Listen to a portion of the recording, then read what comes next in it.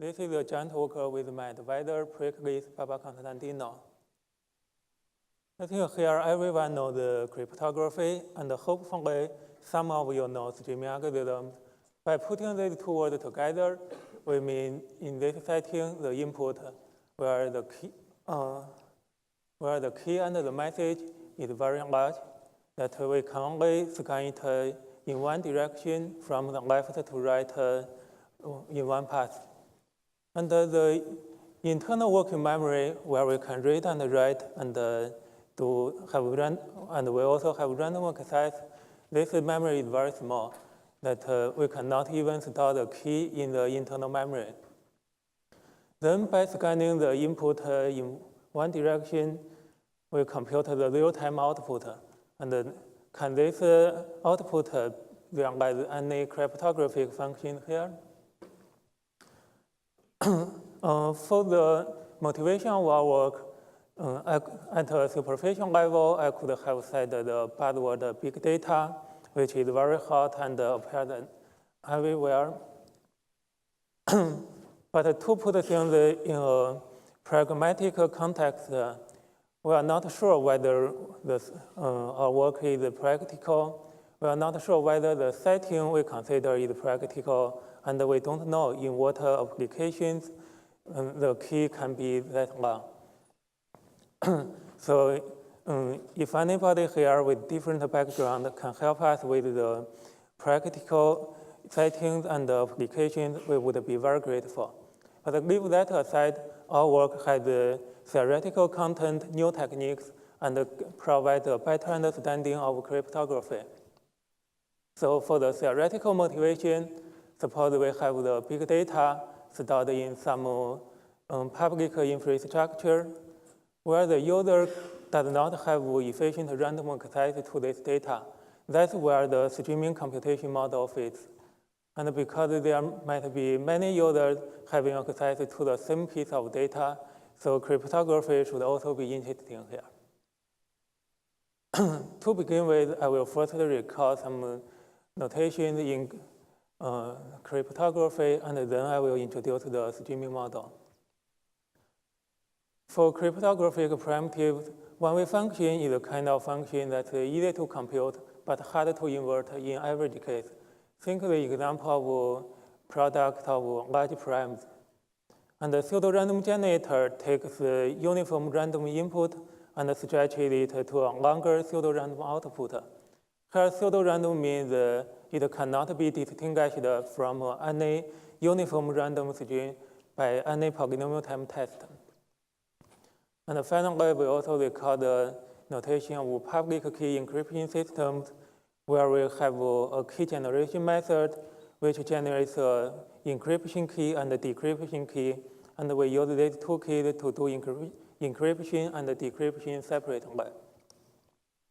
All these constructions here are based on hardness assumptions because any unconditional construction of them would imply a separation of P from NP and the solution to even more difficult problems. And to use these constructions, we need to require them to be efficiently computable. This usually means computable in polynomial time. But here in the setting we consider, we want to consider the computation. Here we want to consider if they are compatible with streaming algorithms. For the notation of streaming algorithms, the most simple model says the input is given the stream, which is a space-unbounded tape that can only be accessed in one direction, say from left to right. Then by making one pass over this single stream, the model is very weak and not so interesting. A natural generalization says we can make several passes, which means we scan from left to right, and we restart again from left to right. And in the meanwhile, we can also read and write on the stream. But this single stream model is also very weak, and we can prove many lower bounds by communication complexity and other techniques. A further generalization, allows us to have constant many streams, and we can read and write on the streams, but for not too many passes, and the working memory is still very small. The correct way is to think the streams as hard drives, where we have very efficient sequential access, but only inefficient random access. Then with these parameters, small number of passes, constant streams, and small memory, many interesting things can be done, but many more cannot. Let's first contrast this model with space-efficient class, that's log space. In log space, the input is read-only, the memory is small, but it has random access to the input. While in the streaming model, although we can read and write on the stream, but we don't have random access here. We can only read in one direction and not many passes. But if we have two streams and all the log n passes, it is sufficient for any log space function. Here is how. Let's say x is the input.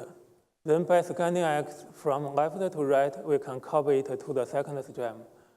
Then we scan x again, and we get another copy. Then this means within 3 passes, we can get 2 copies of x. Then the two streams change roles, and we can copy this back to the first stream. Then we double the number of copies within another 3 passes. Then after all the log n many iterations, we can have polynomial copies of x. Then by scanning this polynomial copies in a single pass, we can simulate any log space function. But this is very stupid, right? Because it uses too much space on the stream. For example, think the input is stored in one disk. It's 1 terabyte. Then what does n³ mean? It means we basically need like 10 to the 24 many disks. This is not practical at all. And however, in this work, we will only consider constant passes for both technical reasons and for theoretical interest. And before our work, there are also many impossibility results. For example, compressing the output length of a very hard function does not preserve the hardness. And there are black box separations, and in streaming computation context, there are lower bound for specific problems, which means the specific hardness assumption cannot work. And by the work of Khaitanov, Goldberg, and Yang, where they first introduced the streaming computation model, they prove with a single stream, small memory, and constant passes, no pseudo-random generator can be done, and we did this for one-way functions. Now, enough with the previous work, we ask our question. With the correct parameters here, can we do cryptography with constant passes over 2 read-write streams and using logarithmic memory from some mild assumption? This is the best parameter to ask for technical reasons, but I won't go into details today. Here is our main result. We have a construction of streaming one-way function with 5 passes over 2 streams and log n memory. We call that we have 2 read-write streams, and we go only 3 times on the first stream and twice on the second stream. We can compute the one-way function. And we also have construction of pseudo-random generator with 2 more passes. These constructions are based on the existence of one-way function in NC1. If you don't know what NC1 is, fine. You only need to know there are pretty much things can be done in NC1 and many standard hardness assumptions. And if you are not satisfied with NC1, we can also relax our work to the assumption of one-way function exists in log space. This is by the previous work of Applebaum, Ishai, and Kuslevitz. Actually, their paper is the start point of our construction here, and we also borrow ideas from their work. For those who are familiar with their paper, I would like to remark that the streaming model is technically orthogonal to NC0. There are things that can be done in the streaming model, but not in the NC0, and vice versa. For public key encryption system, we have a semantically secure construction where both the encryption and the decryption are streaming computable. This is based on the standard learning with either assumptions. And here I will only give a very high-level sketch of our results. For streaming one-way functions, we start from the one-way function computable in NC1, and we use a compiler to get a different function f hat. This function f hat is streaming computable. In this compiler, we use the Barrington theorem to break the function f into its computation process. And then we use the Applebaum-Ezekiel-Levitt randomized encoding technique to hide the actual information of the computation process. Therefore, the function f hat is information theoretically equivalent to f. So f hat preserves the security of f. And with some streaming specific tricks, we make f hat efficient in streaming algorithm. This construction is not black box because here we need to know the computation process of f. We need to know how f is computed. And for streaming pseudo-random generators, we modify from the construction by Vadan and Jones paper. And by the way, for subtle technical reasons, we cannot base our work on Hill construction. In this construction, we basically use two different randomized encodings. One is for the pseudo-entropy generator, and the other for the hash function. Our public key encryption construction is based on the previous work by Regel, Michancho, and Pector. However, there is some drawbacks in our construction, and it is still open to find a key-efficient streaming PKE. On the other side, we also complement our construction with almost tight lower bound. We prove that superlinear stretch pseudo-random generator cannot be done with content passes over content streams. Here, superlinear stretch, you can think it's from n bit to n times log n bit, for example. And we also have a lower bound for the key length in the streaming computable public key system.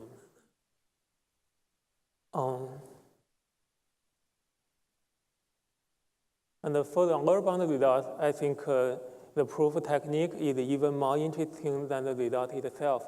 Here I will give an oversimplified sketch of the proof technique. For the proof, we introduce the notion of dependency graph, where we take a snapshot before every pass. This is, let's say, this is the snapshot of the input. And before it starts a new path, we take a snapshot. And finally, we get the output here, and we take a snapshot. Then we can analyze how the information flows from input blocks to output blocks. To make the graph clear, we can open it up by making copies of previous levels, and then we get a dependency tree. The height of the tree is bounded by the number of passes of the stream, number of the passes of the algorithm. And so the output block cannot depend on too many input blocks. Then by selecting the correct output block and setting correct parameters, and also bound the information goes in the internal memory and do some calculations, then we can prove the lower bound. That's all about the theoretical results here. Then I will talk a little bit about the practical ongoing work. In the first ongoing work, we consider the construction of streaming randomness extractors. Randomness extractor takes the input of a weak random source where we have interpret but not a uniform random, and it also takes a uniform random seed and outputs almost uniform random bits. We already have some basic results in this work, where in particular the randomized encoding technique doesn't work well here because it requires a very long random seed. And in a parallel work, we have some we have proved the lower bound of log passes for the number of passes, and this lower bound is not related to the internal memory side. And also we have constructions with matching number of passes. This construction has been proved to work for specific sources, and we conjecture it actually works for every weak source. And the next step is to finish the proof here. And we also consider the ongoing work in some other directions. For example, linear stretch pseudorandom generator, and further research on a single stream with super constant many passes. And we try to find more applications. And finally, there is the last very practical ongoing work, mostly for myself, is to find a job before next summer when I will be on the job market. So don't miss the opportunity to hire me. Thank you for your attention.